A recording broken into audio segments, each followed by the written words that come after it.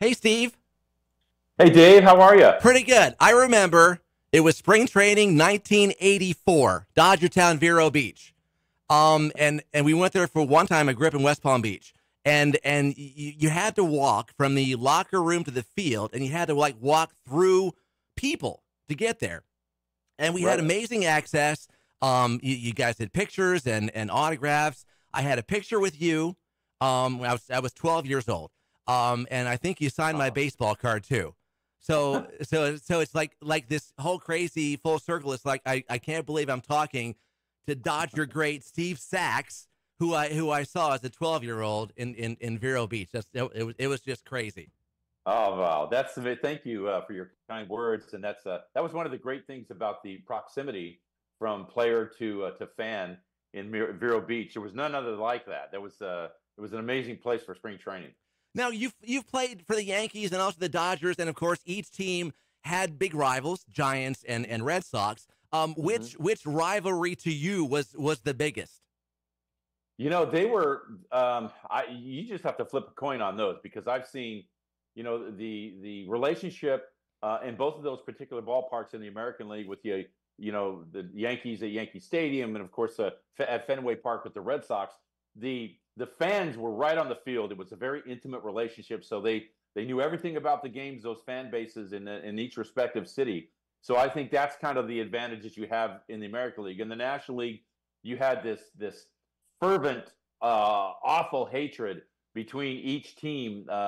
And I've seen some fights break out. I've seen players go in the stands when Reggie Smith went in the stands in San Francisco from a guy that was throwing a helmet at him, and so on and so forth. The batteries that were pelting Tommy Lasorda as you walk from the right field line where you come out to the field Yeah, and go to the dugout in Candlestick. So pick your poison. yeah, There was plenty to go around in both ballparks, but that's what it's all about. And it was yeah. probably more in the stands than it was on the field. Now playing in New York and also L.A. I mean, what was it like in each city for you as a player? What was the difference there? Well, I actually thought that when I went over to New York, that New York was the easier place to play. Well, when you compared Los Angeles and New York, and people think LA is laid back and palm trees everywhere and everybody's got a surfboard. It's not the case, and I just felt when I went to New York, there was plenty of stars on the team. There was Don Mattingly and Ricky Henderson Mhm. and Jack Clark. I mean, who the hell cared about Steve Sachs? I didn't Right. care. They didn't care about seeing me play. They wanted to see the real stars. So for when I went over there, I felt it was easy to kind of just sneak in and do my job. And I had two of my best years playing with Yankees. Now you had a problem at one point throwing the ball to first base. hmm What happened there, and how did you get past that? I just lost my confidence. People talk about that thing and oh, you had like a mental block, whatever. No, it was no mental block. It was anything like that. It was a temporary loss of confidence. It was about 2.5 months in my 17 and a half years that I played professional baseball. Unfortunately, I got over this by developing new habits in practice of taking every ground ball in practice like it was a game time situation. I just kind of flipped them. So when I played during the game, it was like a practice warm up session for me because I just went through the game before it actually happened. Hmm. So I developed my confidence in practice, and the thing went away. And I was fortunate to have Don Mattingly at first base, which helped a lot. And Right. in the American League, I led the league in fielding at second base, which was a drastic difference between what was happening in that one particular year in '83 with the Dodgers. Do you think you could play and compete at a great level in today's game with the players from all over the world now? If I was able to be transposed back to my Yeah, original, in oh, in I your think prime.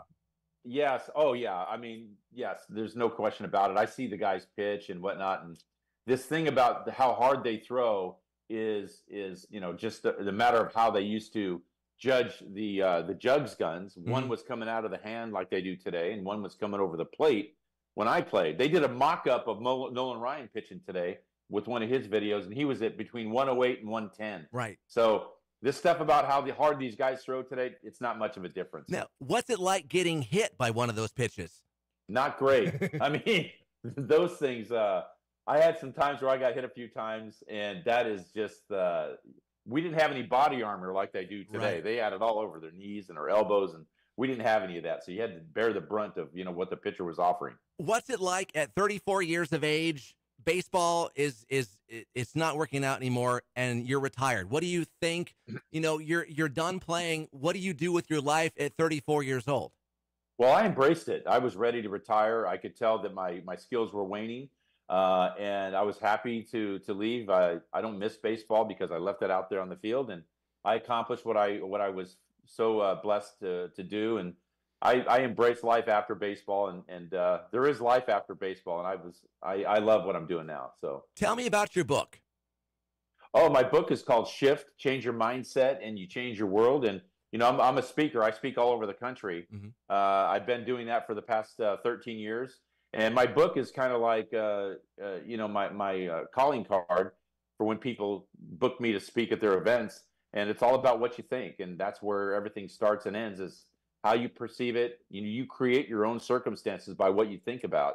And that's how I start off the book. And I think it adds a lot to people that are in the workforce today. How do we find the book?